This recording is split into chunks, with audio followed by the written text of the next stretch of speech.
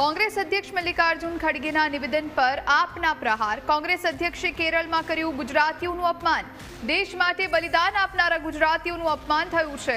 ગુજરાતીઓનું અપમાન નહીં સહન કરાય। આગામી ચૂંટણીમાં કોંગ્રેસને પાઠ ભણાવવા આહવાન કરાયું। સ્થાનિક સ્વરાજની ચૂંટણીમાં ઝાડુનું બટન દબાવવા અપીલ આપ દ્વારા કરાઈ।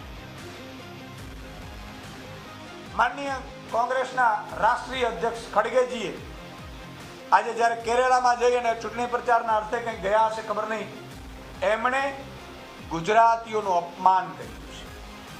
એમને ખબર હોવી જોઈએ કે મહાત્મા ગાંધી અંગ્રેજોની સામે જે લડ્યા છે એ અમારા ગુજરાતી છે। એમણે વિદેશમાં બેરિસ્ટરમાંથી ભણીને આવ્યા, સાઉથ આફ્રિકામાં નોકરી કરતા હતા, સૂટમૂટમાં અહીંયા ધોતી પહેરીને આ અંગ્રેજોને અહિંસાના રસ્તે જઈ અને અંગ્રેજોને ભગાડીને આઝાદી લાવવામાં મહત્વનો ફાળો મહાત્મા ગાંધીજી છે। અમારા સરદાર વલ્લભભાઈ પટેલ ગુજરાતી છે કે જેમણે છેલ્લે તમે જુઓ હૈદરાબાદ કે જુનાગઢ હોય એ સફળ ઓપરેશનો પાર પાડીને એ વ્યક્તિએ આજે અખંડ ભારતને અખંડ ભારત બનાવ્યું છે। એ સરદાર વલ્લભભાઈ ગુજરાતી છે।